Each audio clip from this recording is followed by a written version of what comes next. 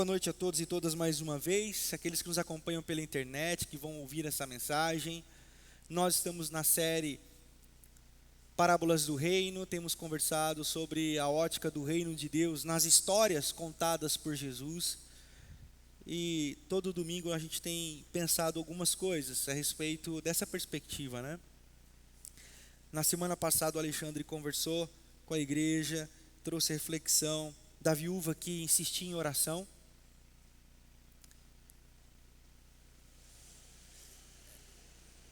A viúva que implorou diante de um juiz iníquo a sua causa justa. E nós começamos a ver também o quanto que o evangelho é distorcido quando pregado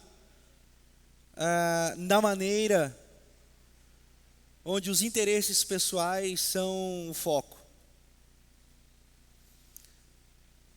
Quando nós falamos na ótica do reino de Deus e de um Deus que conta histórias, nós falamos de um Deus que quer chegar às pessoas para ensinar quem Ele é. Quando Jesus diz, eu só faço o que vejo meu Pai fazendo, e o Filho só pode fazer aquilo que vê o Pai fazendo.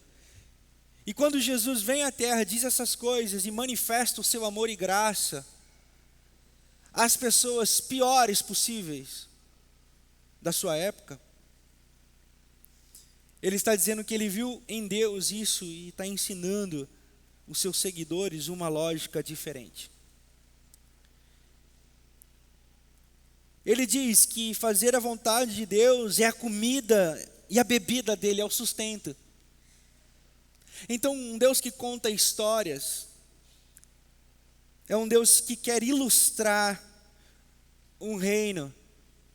E quando Jesus usa a expressão reino de Deus, o reino de Deus está em vocês, o reino de Deus está no meio de vocês. Ele está dizendo assim: vocês conhecem um tipo de reino, qual é? O de César.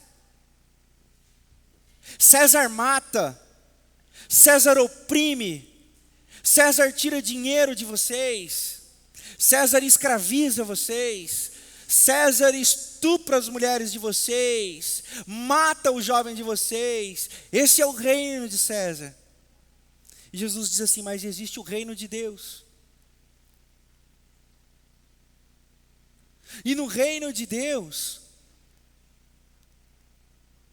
pessoas como Maria Madalena, ou Maria Magdalena, porque ela é da cidade de Magdala, da qual Jesus expulsou 7 demônios, pessoas como Mateus o publicano, pessoas como Judas o cobiçoso, pessoas como Pedro o educado, só que não, andavam com Jesus.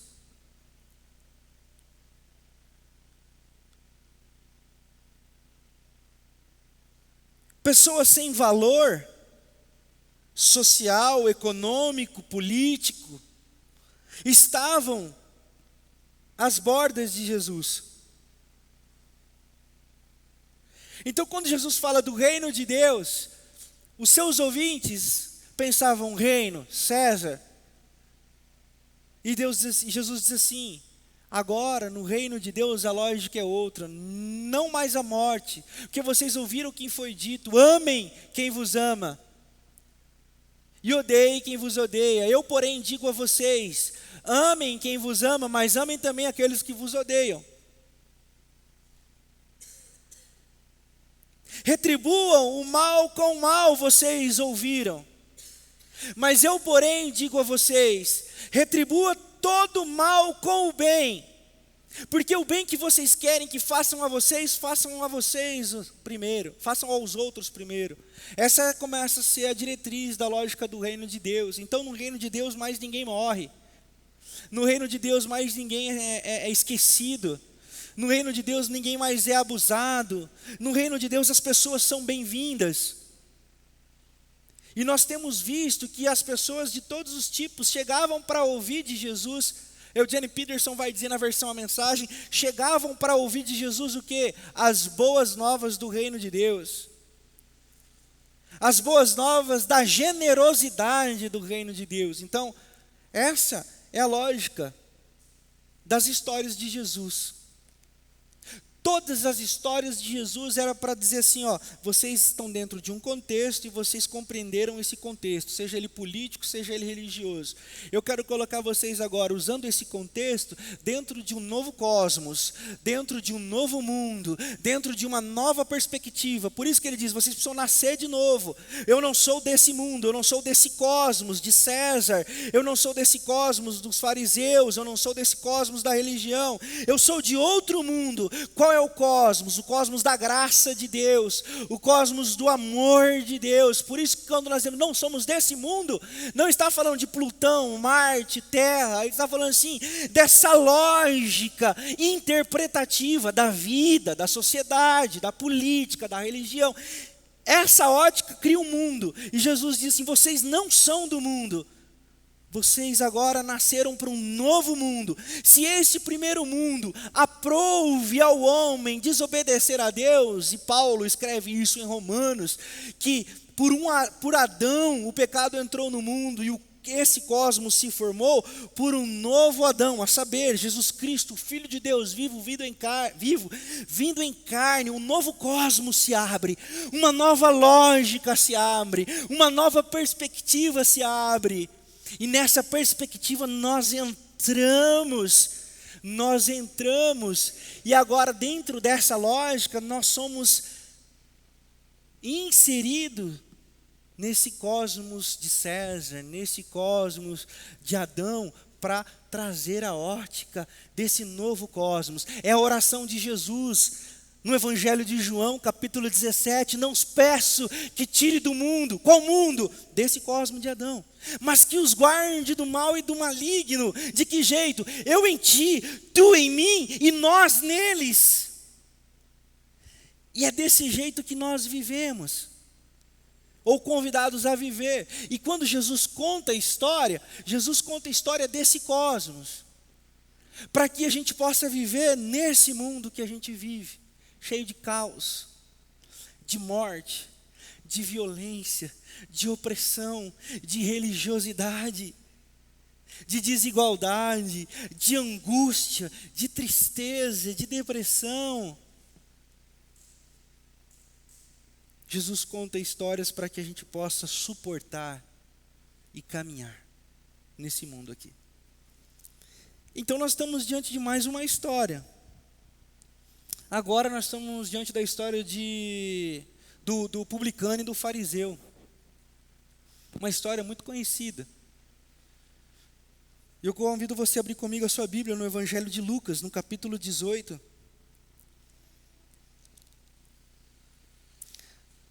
Nós vamos ler a partir do verso 9, diz assim: alguns que confiavam em sua própria justiça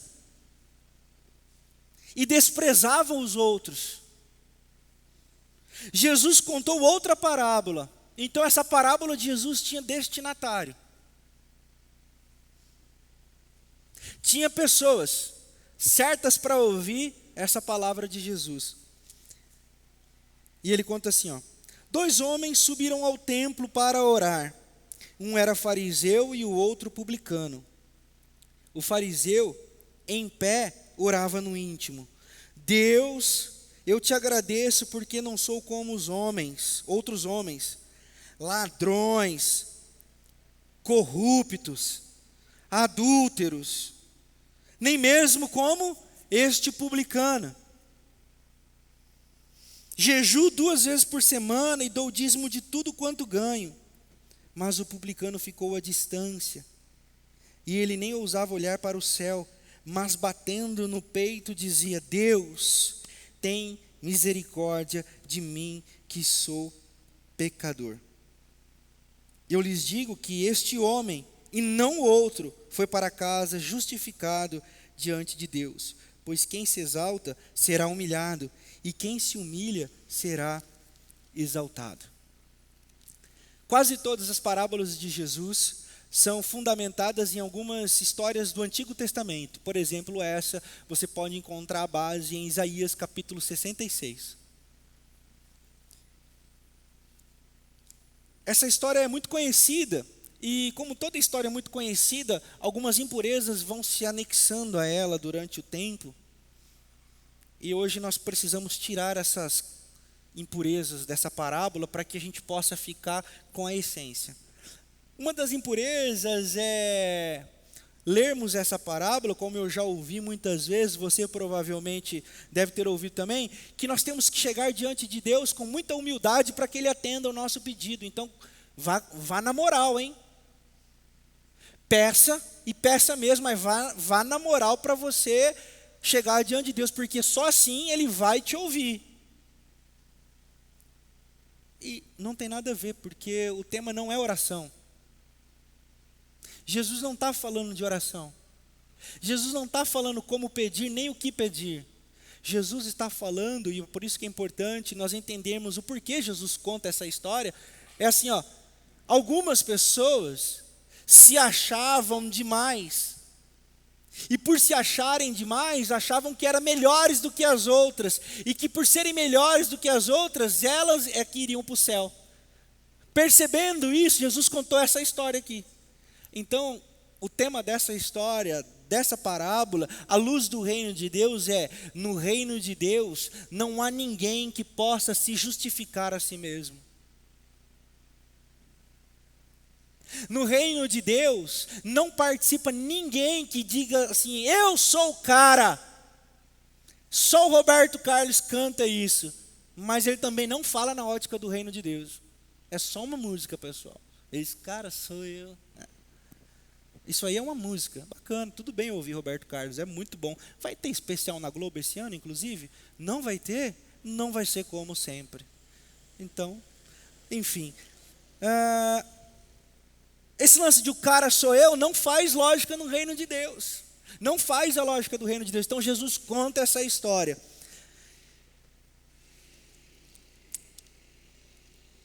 E ele usa o exemplo de um fariseu.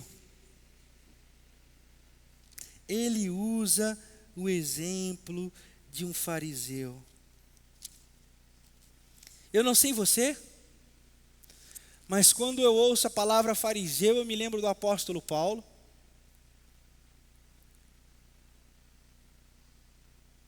E já vou falar dele. Mas fariseu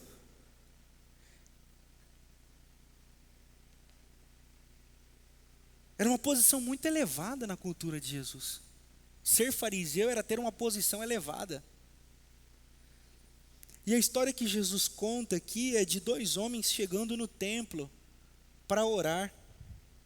E esse fariseu, ele se posiciona à frente da mesa ou da entrada do sacerdote para o sacrifício.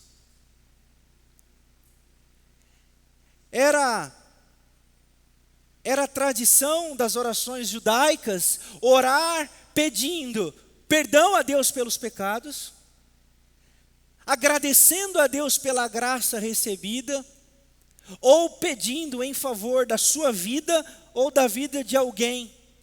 E o publicano não usa nenhuma dessas três prerrogativas para fazer a sua oração. O fariseu, me perdoe. O fariseu, ele usa a prerrogativa da autoexaltação.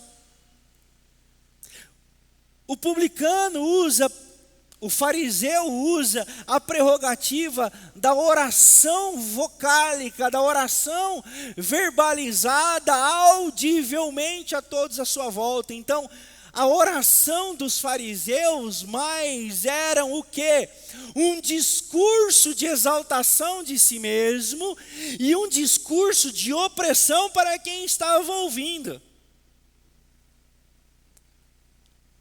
Deus, graças te dou, parece agradecimento, mas não é.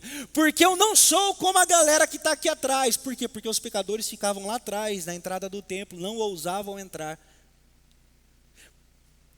Porque não se misturava pecador com santo.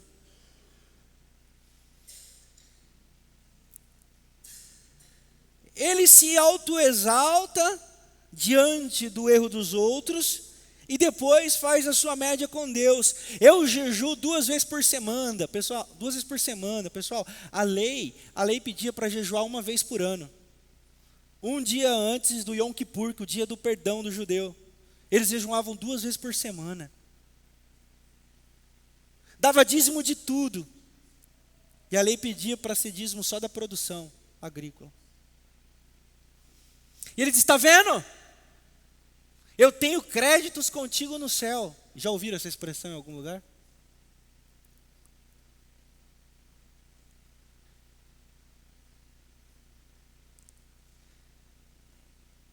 É com esse coração que surgem orações como: eu não aceito a enfermidade, eu não aceito o diagnóstico, eu não aceito notícia ruim, eu não aceito meu filho não ser curado, eu não aceito minha filha não ser curada. Por quê? Porque eu faço tudo.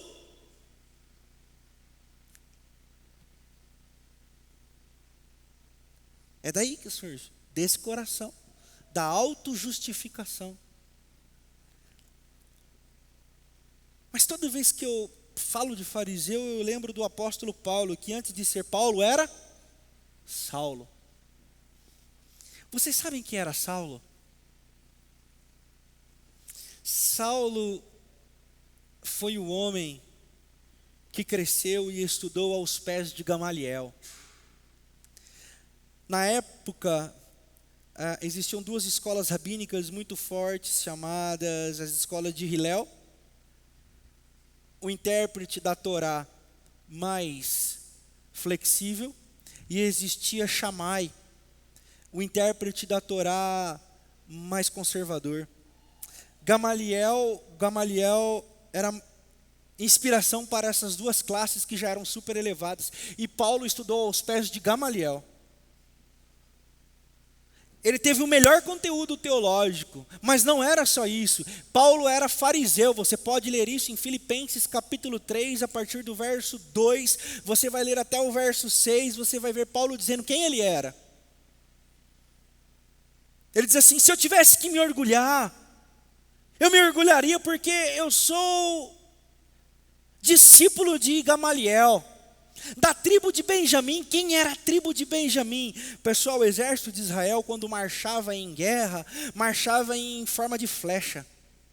E na ponta da flecha marchava a tribo de Benjamim, porque da tribo de Benjamim, na tribo de Benjamim estavam os soldados mais corajosos, os melhores arqueiros eram da tribo de Benjamim, que acertavam um fio de cabelo a 100 metros de distância, diz a história judaica.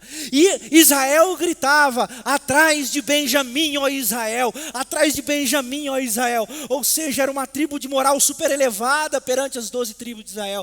E aí, Paulo era dessa tribo, fariseu, romano por herança familiar, fariseu por capacitação, da tribo de Benjamim, zeloso da lei. Essa palavra zeloso, essa palavra zelo, é o que eu quero destacar um pouquinho para a gente entender quando Jesus fala de um fariseu. Se você abrir a sua Bíblia em Números capítulo 25, você vai ver a história de Finéias.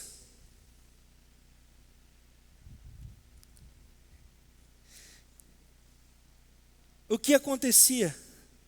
Os homens se perderam na promiscuidade sexual, os homens de Israel, e eles estavam tendo relações com as mulheres moabitas, que prestavam cultos aos outros deuses,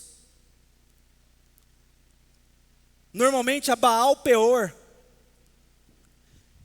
E Deus diz assim: eu quero que vocês parem com isso,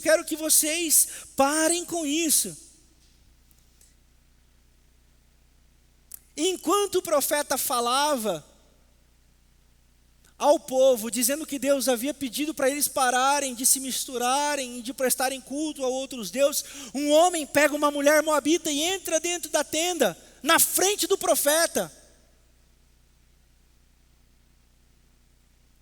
Ou seja, uma afronta. E Finéias pega uma lança. Depois você pode ler Números capítulo 25. Finéias pega uma lança, entra dentro da tenda e atravessa os dois.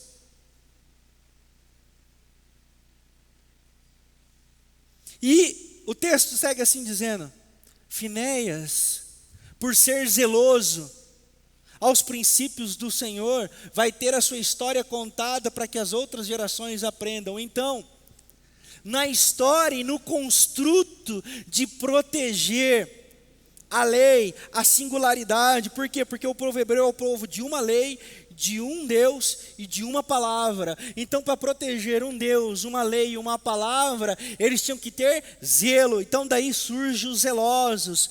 E aí, Paulo vem dessa linha de Finéias. No primeiro livro de Reis, você vai ler que Elias derrotou os profetas de Baal. E o que ele fez? Ele matou todos os profetas de Baal. E o que a Bíblia diz? Ele foi zeloso pelas coisas do Senhor. Então, Paulo pertence a essa classe de Finéias e de Elias. Não é de se espantar que no livro de Atos, capítulo 8, você vai encontrar o martírio de Estevão. E no martírio de Estevão, quem estava lá? Saulo. Fazendo o quê? Segurando a roupa de todo mundo para que pudessem matar Estevão. Apedrejado. Por quê? Porque Paulo era um zeloso da lei. Então o zelo representa a morte de quem quer que seja, em nome de guardarmos uma verdade. Não importa a vida de ninguém, o que importa é o zelo, o guardar a lei. Então, no capítulo 9, Paulo cai do cavalo, indo para Damasco, ou ele ouve uma voz. Que voz que ele ouve? De Jesus de Nazaré. Paulo, não é Saulo, né? Ele fala Saulo, mas Paulo só para a gente entender. Paulo, por que me persegues? E os caras, persegue quem? Persegue quem? De onde vem essa voz? Mas só Paulo via luz. Como assim persegue? Você está me perseguindo, Paulo. A minha igreja. Como assim, Senhor? Eu estou sendo zeloso. Eu estou guardando a verdade. Eu estou com a verdade, eu tenho ela nas minhas mãos. E ele diz: não, você está matando, e a minha verdade não mata. Ao contrário, ela gera vida. Não, mas eu estou cumprindo tudo o que diz no seu livro. Não, você está mais preocupado com a cerca do que com a essência.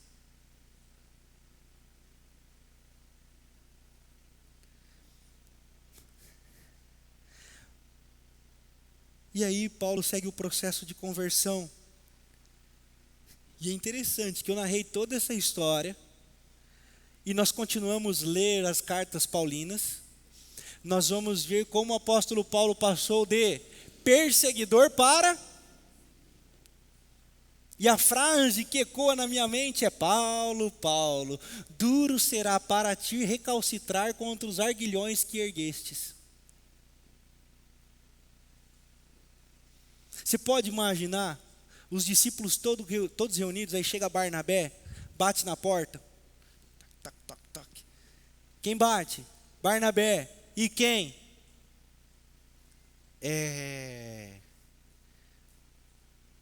Saulo. Você é doido, Barnabé? Maluco, o que é isso? Não, ele se converteu. Você está doido? Não, é só migué. É só para vir aqui pegar a gente. Ele vai matar a gente. Não, não vai matar. Não vai matar. E a partir dessa experiência, Paulo passa a vida inteira dele fugindo para não ser morto. Por quê? Porque os zelosos passaram a correr atrás dele. Pastor, por que o senhor contou tudo isso? Porque quando Jesus fala de um tipo de pessoa que tem o coração altivo, que tem a prepotência de chegar diante de Deus batendo no peito de uma forma soberba, dizendo eu sou o cara, porque eu sou zeloso. Nós estamos diante de uma igreja doente, nós estamos diante de uma igreja que está doente e não percebe. Nós estamos diante de uma igreja que deveria acolher as pessoas, mas está matando as pessoas simplesmente porque elas não são da turma do zelo. Quando Jesus conta essa história, ele está dizendo assim, tem muita gente pensando que é, mas não é. Tem muita gente que pensa que está fazendo bem em nome de uma verdade, mas não está fazendo. Por quê? Porque na lógica do reino de Deus, ninguém é bom. Na ótica do reino de Deus, e agora através de Jesus de Nazaré, ninguém faz nada para ser aceito. Ninguém tem méritos para chegar, bater no peito e dizer, olha, eu tenho feito isso, então o Senhor tem que me dar isso. Não existe mais essa parada. Em Cristo Jesus, como diz o apóstolo Paulo, Gálatas capítulo 3, versículo 27, diz, em Cristo Jesus todos agora são um. Não há homem nem mulher, não há judeu nem grego, não há escravo nem livre, mas todos são um. E Paulo não está falando apenas de status social, ele está falando de ser humano, de ser gente. Então, esse jeito de ser gente, por quem nós nos tornamos em Jesus, nos coloca diante de uma realidade. Qual é a realidade? De que ninguém faz nada para ser alguém. É Jesus que nos torna, é Jesus quem faz, é obra de Jesus. Então quando oramos e batemos no peito dizendo, olha, eu tenho moral, eu tenho crédito, eu vou levantar um clamor e você vai ver o milagre, eu vou levantar um clamor, eu vou fazer isso, eu posso apontar, eu posso bater no peito e dizer, você não vai para o céu, você vai para o inferno, você é isso, você é aquilo. Nós nos tornamos como os fariseus zelosos, nós existimos para culpar pessoas, nós existimos para apontar pessoas, nós existimos para julgar pessoas, mas a igreja não está nesse mundo para julgar pessoas, a igreja não está nesse mundo para apontar pessoas, a igreja está nesse mundo para acolher pessoas, todos os tipos de pessoas, quaisquer tipos de pessoas. E nessa bagunça de pessoas que se reúnem, se forma a igreja de Jesus de Nazaré. Porque foi para essa igreja de Mateus, capítulo 5, que ele disse, vocês são sal da terra e luz do mundo. Ele apontava para a multidão de maltrapilhos, pecadores, publicanos, ladrões, prostitutas, gente que não era de bem, disse, vocês são sal da terra e luz do mundo. Se vocês se prostrarem perante Jesus, reconhecerem a graça de Deus, vocês serão salvos e serão sal da terra e luz do mundo, para temperar e para iluminar com a luz do reino de Deus e não mais a lógica de César.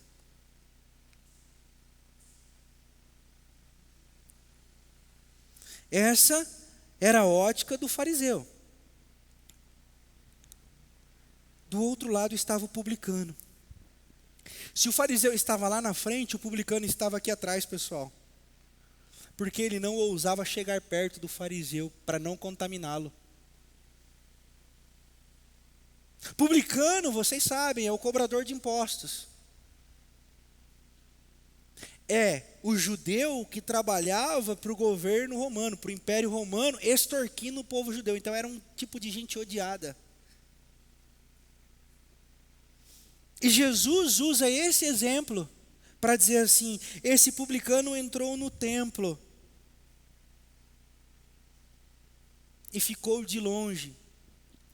A tradução diz que ele cruzou os braços assim, ó, e abaixou a cabeça. Essa, dentro da tradição assídica, é uma postura que as mulheres tomavam. As mulheres tinham o costume de bater no peito como angústia. Diante de um velório, uma morte trágica, as mulheres batiam no peito em Israel. A única menção é em Lucas capítulo 23, quando Jesus é crucificado, mediante a angústia de ver um justo crucificado, a população que estava embaixo da cruz batia no peito, angustiada.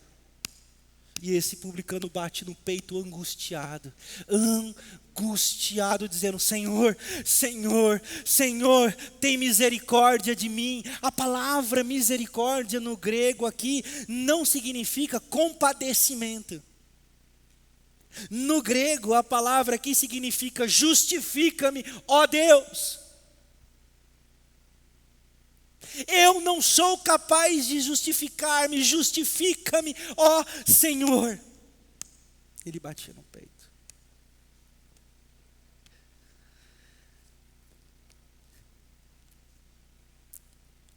O texto continua dizendo que os 2 homens desceram do templo. E quando eles desceram, Jesus disse: apenas um foi justificado, aquele que bateu no peito confessando que não podia justificar-se a si mesmo. O outro foi para casa do jeito que entrou, soberbo, ganante e altivo. Mas o outro encontrou a justificação. E é muito bonito você perceber que quando termina o culto, a celebração judaica, funcionava assim: os fariseus aqui na frente, os grandão, né? Os publicanos lá atrás, e o sacerdote no altar. Pelo lado eles viam o sangue do cordeiro escorrendo, a fumaça do incenso subindo, e no corredor o sacerdote entrando ao Santo dos Santos.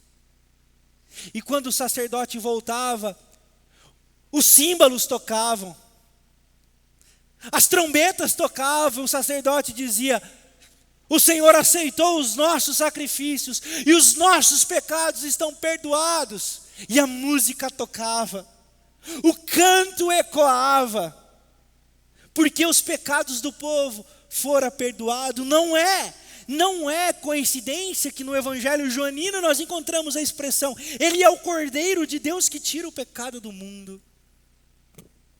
Ele é o Cordeiro de Deus que tira o pecado do mundo.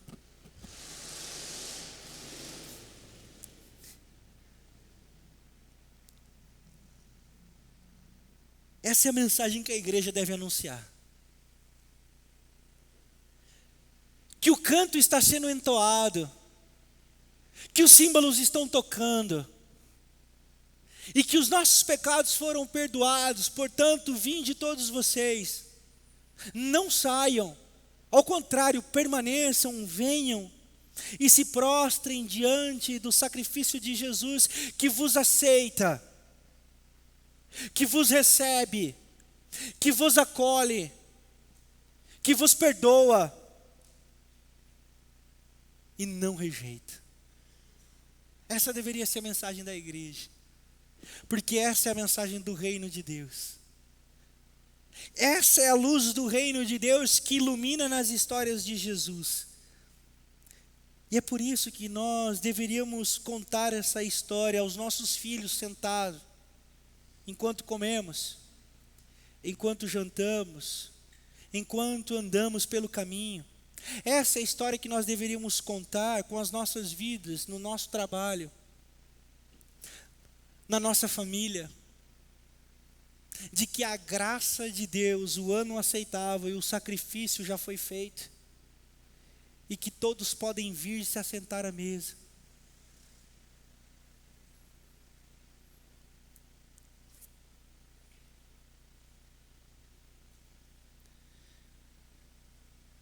Eu queria concluir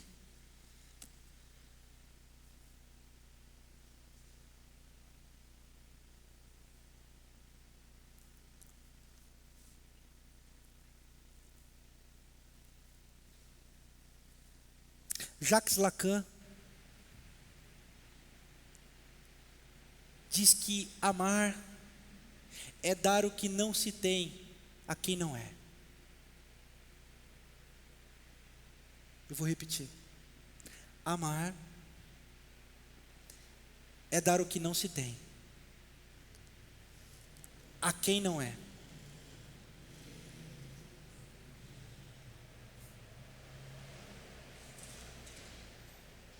O mundo, ele nos desafia a nos moldarmos, a nos endurecermos, a fecharmos o nosso coração.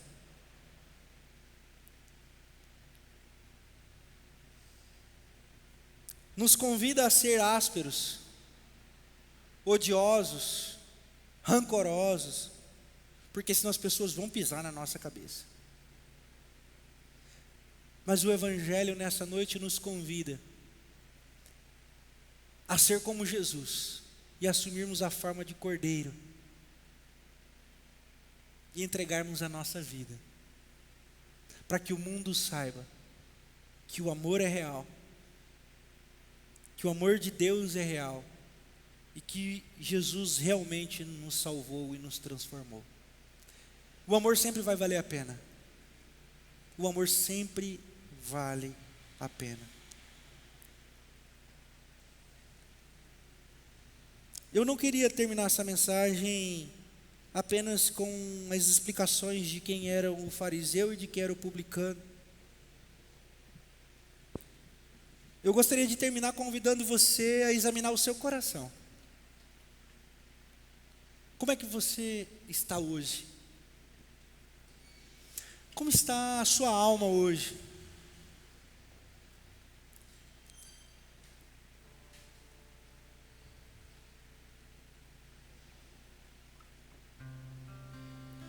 Nós precisamos entender que estar diante de Jesus não é ter nossos problemas resolvidos, não é ter as nossas enfermidades saradas, porque o mesmo apóstolo Paulo, que passou de zeloso a perseguido, orou 3 vezes para que Deus tirasse um espinho da carne. Mas o Senhor disse assim: Paulo, a minha graça te basta, Paulo. E quantas vezes nós achamos que a graça se esvai só porque aquilo que a gente queria não acontece, ou não aconteceu, ou o que aconteceu não era o que a gente queria, e a gente olha para o alto e fala assim: esqueceu de mim, né? Ou diante da angústia a gente diz: não está me vendo, não é? O Salmo 38 tem essa oração de Davi, depois você lê lá. Quem sabe você está que nem Davi no Salmo 38. Senhor, está osso, está difícil, as minhas feridas tomaram conta de mim, eu vou morrer. Olha para mim, por que te esqueces de mim? Por que me afliges com tuas espadas?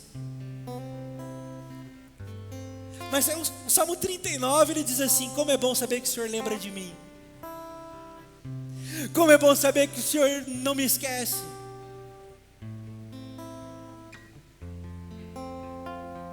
Como você está? Quem sabe você não chegou nem à condição do publicano, porque o publicano tomou coragem, entrou no templo e bateu no peito e disse: misericórdia, Senhor. Quem sabe você está só de longe olhando e dizendo assim: não é para mim não, eu não sou bom o suficiente, eu não sou bom o suficiente, ou eu não quero me envolver com esse negócio de religião, não, eu não, sei lá, o que tem te impedido de entrar?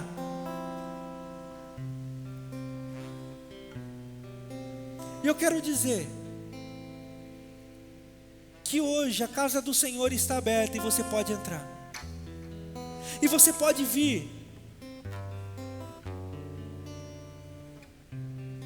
Quem sabe hoje você está reconhecendo que você estava altivo diante do Senhor, e Ele diz: eu sei, e é por isso que eu te trouxe aqui essa noite, para você ouvir isso aí, ó.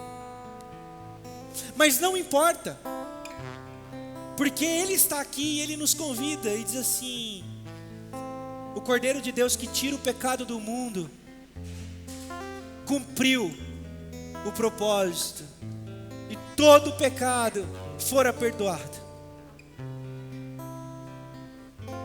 Não carregue mais esse peso com você. Por isso eu gostaria de convidar você a sair do seu lugar e nós vamos orar juntos. Quem sabe você está cansado e sobrecarregado, cansada e sobrecarregada. temeroso, temerosa, eu não sei, mas você quer bater no peito e dizer: misericórdia, Senhor, justifica-me a mim. Eu convido você a sair do seu lugar, nós vamos orar juntos nessa hora. Saia do seu lugar, vem aqui, nós vamos orar juntos. Nós vamos colocar diante de Jesus. Pode vir, pode vir.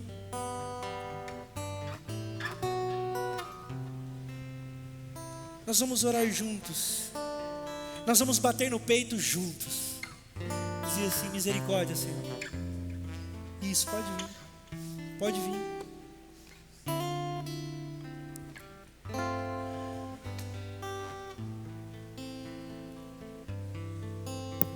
Pode vir mais à frente aqui, pode vir mais à frente. Vamos orar juntos. Isso, sai do seu lugar. O que falou com você? O que falou com você? Feche os seus olhos. O que Deus falou com você? O que Ele te fez lembrar? Diga a Ele. Diga: Senhor, eu estou aqui com os meus pecados.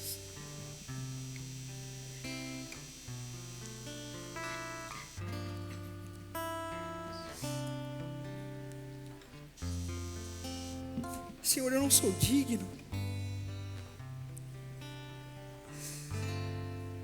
Eu não sou digna. Mas o Senhor me trouxe aqui essa noite para orar.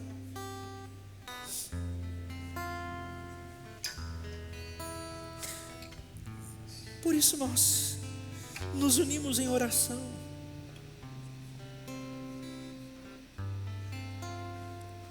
Para clamar: justifica-nos, Senhor. Diante dos nossos pecados, diante da nossa soberba, misericórdia, Senhor.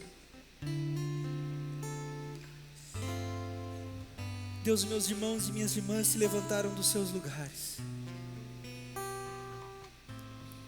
e colocam um coração diante do Senhor aqui essa noite. Quebra todo o peso, Senhor, porque o teu amor pode isso. Tira todo o jugo, Deus, porque a tua graça é libertadora. Inunda o coração dos meus irmãos e irmãs de esperança, de aceitação, de amor próprio. Livra eles de todo olhar altivo, de todo julgamento que fazem com o próximo ou consigo mesmo. Cuida do coração deles, Senhor.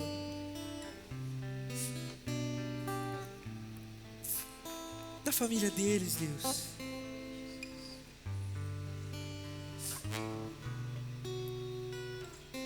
Da alma. Que eles possam ouvir a voz que diz: vinde a mim, todos vocês cansados e sobrecarregados.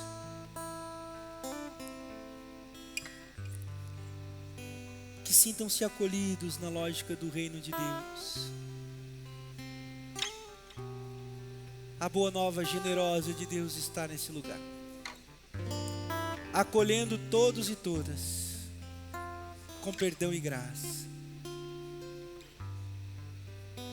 Que assim seja, hoje e todos os dias, no poderoso nome de Jesus. Amém. Amém. Amém.